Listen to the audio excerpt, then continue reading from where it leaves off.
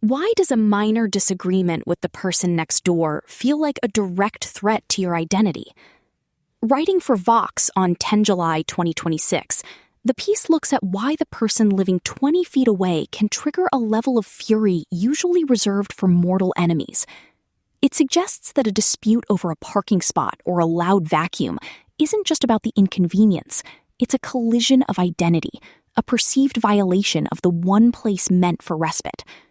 The reporting asks whether modern tools of security and social media have made us more suspicious of our neighbors, and what it might take to recognize the person behind the wall. Written by Julia Sullivan in Vox, narrated for Arva.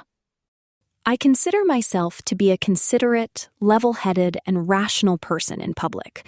I ensure my grocery cart doesn't block fellow shoppers and keep my eyes on the road when a souped-up F-250 driver flips me off for going the speed limit. Why neighbor feuds bring out the absolute worst in us, and what you can do to keep petty drama from escalating into all-out warfare. But when I arrive back at my apartment complex to find a strange car parked in my reserved, shaded space that I pay a hefty monthly fee for, which happens often, any semblance of emotional maturity goes out the window.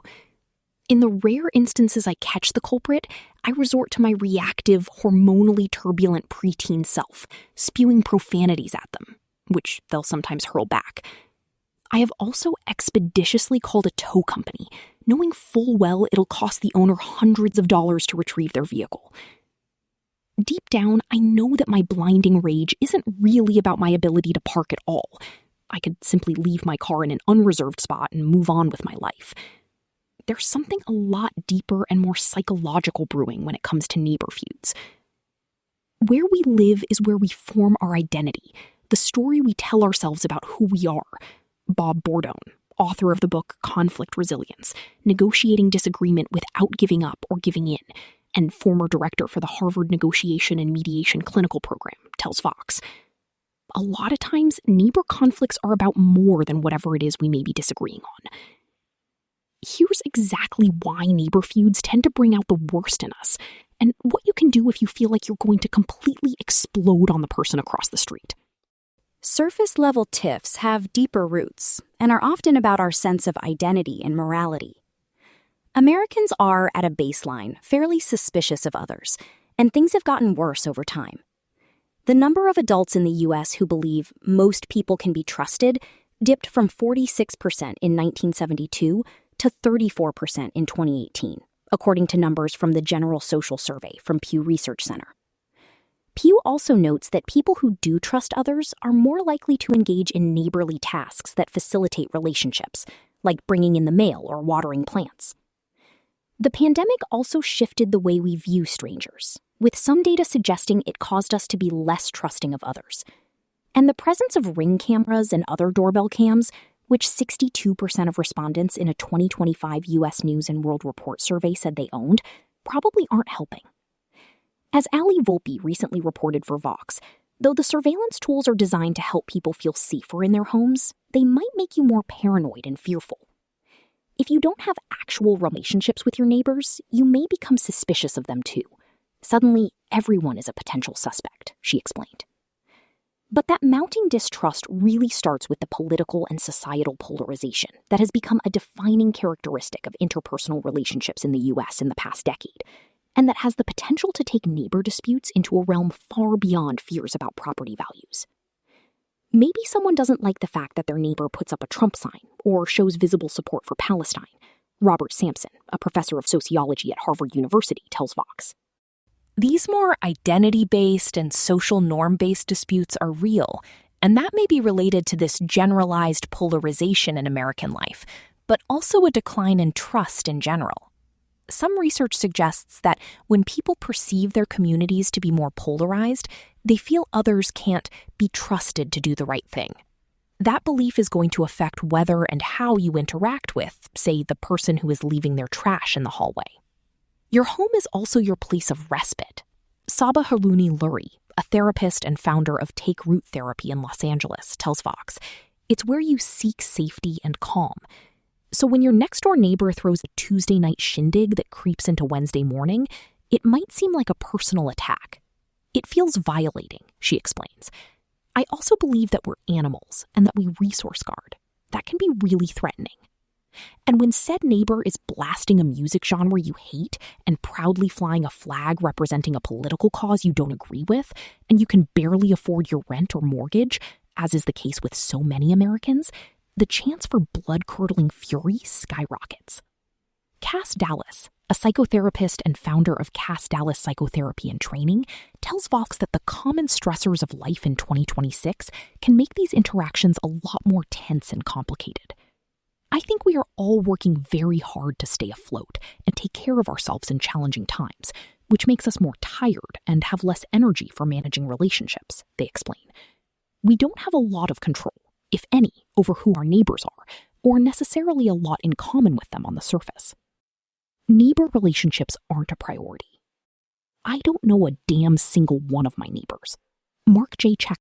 Dunkelman, senior fellow at the Searchlight Institute, fellow at the Watson School for International and Public Affairs at Brown University, and author of Why Nothing Works, tells Vox that I'm, unfortunately, in good company. He says people don't necessarily want those relationships to go wrong, but we're not invested enough in them going right either.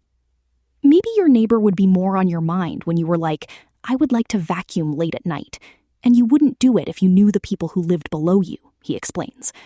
And if you knew and appreciated the person who lived above you, maybe you would be more cognizant that they work 70 hours a week and the only time they can vacuum is late at night. He adds that it's become common to associate good neighborly behavior with minding your own business. The definition of the word neighborly has evolved. Decades ago, it meant warmth. It meant bringing over a plate of cookies when someone moves in next door and introducing yourself, Dunkelman says. Today, to be neighborly means when you overhear something through the walls, you don't mention it to the person when you see them. It's like a sense of alienation to be neighborly by not imposing yourself in someone's business. Smartphones are messing with our empathy. When I scroll through TikTok, it doesn't take long to find content that validates my anger toward parking spot thieves. And I can recognize that my own inclination to call it tow company might have spawned from the belief that a lot of other angry renters do the same. Spats of any kind, neighbor ones included, tend to go gangbusters on algorithmic platforms, feeding into our craving to Karenize, a term I just made up for the record, others. Humans crave seeing train wrecks, taking sides, and watching the so-called villain lose, research suggests. As Bordone points out, social feeds are a perfect, algorithm-driven curation of your personal preferences. But once you leave the house, you lose control.